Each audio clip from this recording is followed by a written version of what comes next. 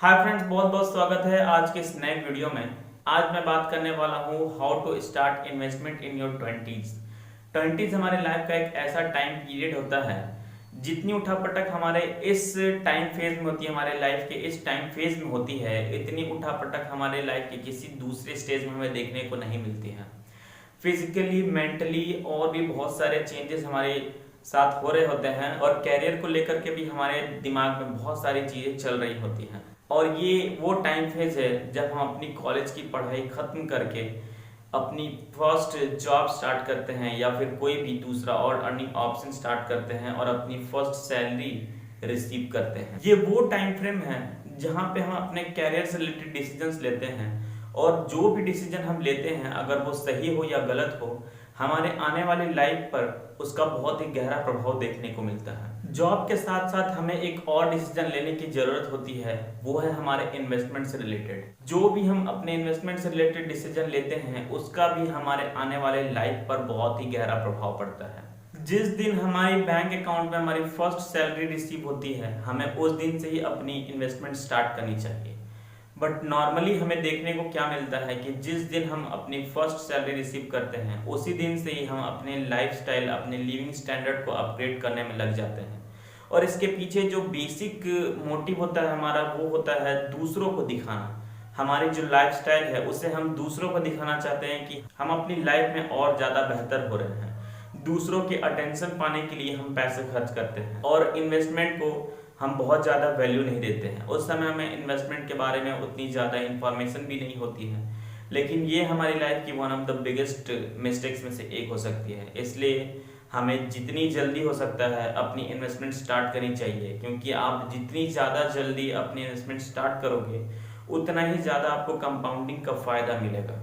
Compounding का benefit आपको तभी मिलेगा जब अपने पैसे आप स्टॉक मार्केट में इन्वेस्ट कर रहे होगे।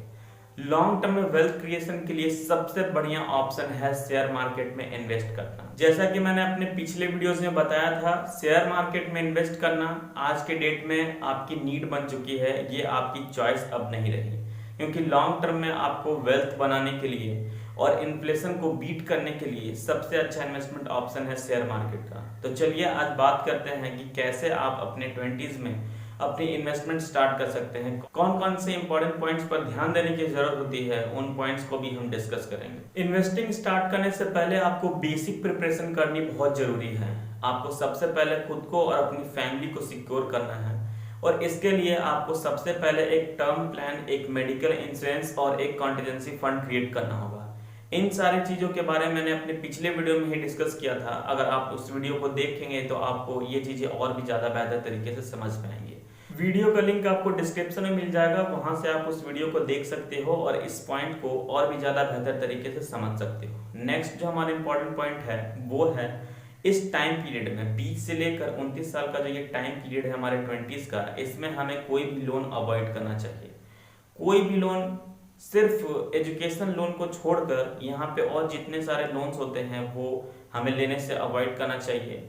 खासकर पर्सनल लोन, कार लोन, ये सारे लोन्स तो ऐसे हैं जो आपको भूल कर भी नहीं लेना चाहिए। ये लोन्स जो हैं वो आपको पीछे खींचते हैं, वेल्थ क्रिएट करने से आपको जो उसकी स्पीड होती है उसे डाउन करते हैं। तो वेल्थ क्रिएशन का ये जो प्रोसेस आप स्टार्ट करने वाले हो अपनी 20s में, जो आप फर्स्ट स्टेप लेने वाले हो अपनी इन्वेस्टमेंट को लेकर, इसमें आपको इस बात को भी ध्यान देना होगा कि आप कभी भी इस टाइम पीरियड में खासकर लोन नहीं लें। इसके बाद जो इम्पोर्टेंट पॉइंट है जो हमें कंसिडर करना होगा वो है अपने फाइनेंशियल गोल्स सेट करना। मैंने अपने पिछले वीडियोस में भी डिस्कस किया है, जब भी हम कोई इन्वेस्टमेंट स्टार्ट करते हैं उससे पहले हमें एक डिफाइंड फाइनेंशियल गोल सेट करना चाहिए और उसके हिसाब से ही अपनी स्ट्रेटजी, इन्वेस्टमेंट स्ट्रेटजी प्लान करनी चाहिए। तो आप मेरे वो पिछले वीडियोस भी देख सकते हो, आपको लिंक उसका डिस्क्रिप्शन में मिल जाएगा। तो यहाँ पे जो हमारा नेक्स्ट पॉइंट है वो है बजट बनाना। बजट बहुत ही इंपॉर्टेंट है। मैंने अपने how to ensure financial security की वीडियो में भी इस पॉइंट पे काफी अच्छे से डिस्कस किया था, आप उस वीडियो को देख सकते हो। तो बजट, जैसे कि मैंने उस वीडियो में बताया था कि बजट बनाना हमारे पैसे के मिस यूज को रिड्यूस करता है, इसलिए हमें एक वेल एनालाइज्ड बजट बनाना चाहिए खुद के लिए और उसके बाद हमें अपनी इन्वेस्टमेंट स्ट्रेटजी प्लान करनी चाहिए। तो यहाँ पे अब हम पूरी तरीके से तैयार हैं अपनी इन्वेस्टमेंट को स्टार्ट करने के लिए। तो यहाँ पे जो सबसे पहला इन्वेस्टमेंट स्टेप होगा वो मैं बताऊँ आपको, तो आपको अपनी फर्स्ट इन्वेस्टमेंट इंडेक्स फंड से एसआईपी के थ्रू स्टार्ट करनी चाहिए। आप निफ्टी 50 भी सिलेक्ट कर सकते हो या सेंसेक्स भी सिलेक्ट कर सकते हो। निफ्टी 50 में टॉप 50 कंपनीज ऑफ इंडिया शामिल हैं और सेंसेक्स में टॉप 30 कंपनीज। तो ये बेसिकली ऐसी कंपनीज हैं जो कि बहुत ही ज़्यादा वेल एस्टेब्लिश्ड कंपनीज हैं। ये इतनी आसानी से बाहर नहीं होने वाली है मार्केट से या कंपटीशन से। ये अपनी कैटेगरी में ये टॉप कंपनी है, लीडर है, इसलिए आपको यहाँ पे सबसे पहले अपना इन्वेस्टमेंट स्टार्ट करना चाहिए। अगर आप बहुत ज़्यादा एक्सपर्ट नहीं हैं शेयर मार्केट के, तब भी ये आपके लिए तब तो बेस्ट ऑप्शन होगा। तो जो फर्स्ट इन्वेस्टमेंट ऑप्शन है यहाँ पे वो है आपका इंडेक्स फंड। इसके बाद आप अपनी फाइनेंशियल गोल्स और रिस्क कैपेसिटी के अकॉर्डिंग भी अब और जो दूसरे एसआईपी ऑप्शन है म्यूचुअल फंड्स में, उन्हें भी आप सेलेक्ट कर सकते हो। अगर आप रिस्क टेकिंग पर्सन हो तो आप मिड कैप के लिए भी जा सकते हो, और दूसरी तरफ आपको यहाँ पे बैलेंस फंड में एग्रेसिव और कंजर्वेटिव दोनों का ऑप्शन मिलता है। अगर आप रिस्क कम लेना चाहते हो तो आप कंजर्वेटिव फंड चूज कर सकते हो, लेकिन 20s में ये आपके लिए सजेस्ट नहीं किया जा सकता है, क्योंकि यहाँ पे आपकी रिस्क जो है कैपेसिटी बहुत ज़्यादा होती है। इसलिए कंजर्वेटिव में आप ना जाएं, आप एग्रेसिव में जा सकते हो, डाइवर्सिफाइड फंड्स में जा सकते हो। तो ये कुछ और ऑप्शंस हैं म्यूचुअल फंड्स के। इसके बाद सबसे important point, direct equity investment. अगर पूरी दुनिया में सबसे बेहतरीन इन्वेस्टमेंट ऑप्शन कोई है तो वो है डायरेक्ट इक्विटी इन्वेस्टमेंट का। इससे ज़्यादा फास्ट तरीके से आप कोई भी दूसरे इन्वेस्टमेंट ऑप्शन में वेल्थ नहीं क्रिएट कर सकते हो। लेकिन जैसा कि मैंने अपने पिछली वीडियो में बताया था, ये एक बहुत ही टफ चीज़ है। इसके लिए आपको टेक्निकल और फंडामेंटल एनालिसिस का एक्सपर्ट बनना पड़ेगा। आप इतने एक्सपर्ट बन जाओ कि आप खुद से एनालाइज करके किसी अच्छी कंपनी का शेयर चूज कर सकते हो, तभी आप डायरेक्ट इक्विटी इन्वेस्टमेंट में इन्वेस्ट कर सकते हो। और तब तक के लिए आप सीखते रहें। 20s के लिए एक बहुत ही इंपॉर्टेंट पॉइंट, आप जितने पैसे कमाते हो उससे कम में अपनी लाइफ मैनेज करो। अगर आप सपोज 50,000 रुपये कमाते हो तो आप 30,000 रुपये वाली लाइफस्टाइल जियो, या फिर अगर आप 30,000 रुपये कमाते हो तो आप 20,000 रुपये वाली लाइफस्टाइल जियो। क्योंकि यही एक ऐसा टाइम है जहाँ पे आपको इन्वेस्टमेंट स्टार्ट करना बहुत ज़रूरी है। आप 20 साल में सपोज अगर अपनी इन्वेस्टमेंट स्टार्ट करते हो और कोई 30 साल में इन्वेस्टमेंट स्टार्ट करता है, तो आप 50 साल तक इन्वेस्ट करोगे और वो 30 साल से 50 साल तक वो इन्वेस्ट करेगा। तो अगर उसने सपोज 5,000 रुपये से अपनी एसआईपी स्टार्ट की है और आपने 2,500 रुपये से या 2,000 रुपये से भी स्टार्ट की है, तब भी आप 50 साल में शायद उससे कहीं ज़्यादा बेहतर वेल्थ क्रिएट कर चुके होगे, ज़्यादा वेल्थ आपके पास हो चुकी होगी। इसलिए ये एक ऐसा टाइम पीरियड होता है जब हमें अपने जो एक्चुअल हमारी अर्निंग है उससे अपने बिलो लाइफस्टाइल जीनी चाहिए, और यहाँ पे कोशिश करनी चाहिए कि हम इन्वेस्टमेंट को कंटिन्यू रख सके। और क्योंकि इससे क्या होता है, आने वाले टाइम पीरियड में आपकी लाइफ ज़्यादा फाइनेंशियली सिक्योर हो जाती है। और ये कोई नॉर्मल चीज़ नहीं है। फाइनेंशियली अपनी लाइफ अगर आपकी ज़्यादा सिक्योर हो रही है तो आप मेंटली भी बहुत ज़्यादा सेटिस्फाइड रहोगे, और आपकी जो प्रॉब्लम्स आ सकती हैं लाइफ में, फाइनेंशियल प्रॉब्लम्स, इससे भी आप बहुत हद तक बच जाओगे।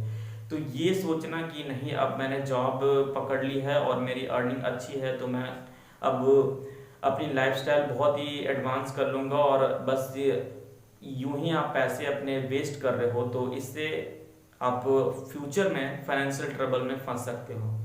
तो इसलिए हमें बहुत इम्पॉर्टेंट होता है कि खासकर हम अपने 20s में अपनी लाइफस्टाइल को बहुत ज़्यादा एडवांस ना करें, अपग्रेड ना करें, अपने इन्वेस्टमेंट पे फोकस करें, वेल्थ क्रिएशन पे फोकस करें। लॉन्ग टर्म में ये आपके लिए बहुत ज़्यादा बेनिफिशियल होगी, जिसकी वैल्यू शायद आज आप अभी नहीं समझ पाओगे। यहाँ पे एक और इम्पॉर्टेंट पॉइंट वो है इन्वेस्ट फॉर योर रिटायरमेंट। यहाँ से ही अगर आप अपने रिटायरमेंट के लिए प्लान करते हो इन्वेस्टमेंट, तो आप जब एक्चुअली में रिटायर करोगे तो आप बहुत ज़्यादा वेल्थ बना चुके होगे उस टाइम तक, और रिटायरमेंट के बाद जो है वो आप बिल्कुल फाइनेंशियली इंडिपेंडेंट होकर अपनी लाइफ जी सकते हो, जो कि अपने आप में बहुत ही बड़ी बात है। तो इसलिए आपको अपने 20s में ही अपने रिटायरमेंट के लिए प्लान स्टार्ट करनी चाहिए, उसके बारे में प्लान करना चाहिए और इन्वेस्टमेंट भी स्टार्ट करनी चाहिए। ये एक बहुत ही इंपॉर्टेंट पॉइंट है आपके 20s के लिए। साथ ही साथ आपको अपनी इन्वेस्टमेंट जो आपका पोर्टफोलियो होगा वो डाइवर्सिफाइड होगा। डाइवर्सिफाइड क्यों होगा, इसके लिए मैंने आपको अपने पिछले वीडियोस में डिस्कस किया है, लेकिन यहाँ पे मैं आपको बता दूं कि जब आप अपनी पोर्टफोलियो डाइवर्सिफाई करोगे, अलग अलग ऑप्शंस में आप अपने पैसे इन्वेस्ट करोगे, तो यहाँ पे अभी आप, क्योंकि आपकी रिस्क कैपेसिटी ज्यादा है, इसलिए आप अपने पैसे ज्यादा जो है वो शेयर में इन्वेस्ट करोगे और गवर्नमेंट सिक्योरिटीज बॉन्ड्स वगैरह में कम इन्वेस्ट करोगे, गोल्ड में कम परसेंटेज रखोगे।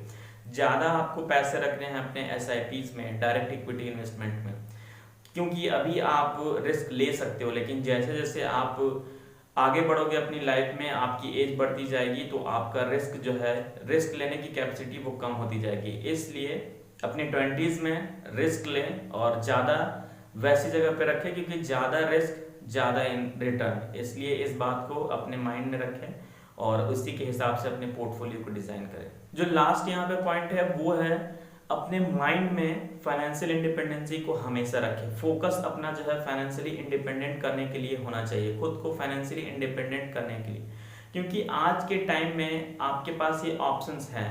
सपोज आप एक जॉब कर रहे हो, उसके साथ साथ आप कई other investment earning option start कर सकते हो। और आप अगर लाइफ टाइम जॉब कर रहे हो, एक ऐसी जॉब जो शायद आपको नहीं पसंद हो, या फिर कोई ऐसा बिजनेस या कहीं से भी जो भी आप काम कर रहे हो, अगर हो सकता है कि आप खुद को 40, 45 या 50 की एज में भी फाइनेंशियली रिटायर कर लो, इतने पैसे आपके पैसिव इनकम से आ रहे हैं, और उसके बाद आप अपनी लाइफ जैसे चाहे वैसे जी सकते हो, तो इससे ज़्यादा अच्छा क्या हो सकता है। इसलिए अपनी इन्वेस्टमेंट स्ट्रेटजी प्लान करते समय आप अपने माइंड में सारा फोकस जो है वो फाइनेंशियली खुद को कैसे इंडिपेंडेंट करे, इसी पर आपका फोकस होना चाहिए। फाइनेंशियली इंडिपेंडेंट होने से बेहतर कुछ नहीं हो सकता है। आपके बिना कोई काम किए, बिना किसी के दूसरे की नौकरी किए हुए, आपको बिना किसी मेंटल प्रेशर के आपके पैसे आ रहे हैं और आप लाइफ में वो कर रहे हो जो आपको सबसे ज़्यादा सेटिस्फेक्शन देती है, खुशी देती है, इससे ज़्यादा बेहतर और कुछ नहीं हो सकता है। तो ये सारे पॉइंट्स थे जो आपको अपने 20s में इन्वेस्टमेंट करने से पहले कंसिडर करने चाहिए। और अगर वीडियो आपको अच्छा लगा हो तो जरूर इसे लाइक कीजिएगा, शेयर कीजिएगा अपने फ्रेंड्स एंड फैमिली के साथ, और इसी तरह की वीडियोस देखने के लिए जरूर सब्सक्राइब कीजिएगा मेरे चैनल लर्न विद PK को। तो मिलते हैं जल्द ही नए वीडियो के साथ, तब तक के लिए bye bye and take care.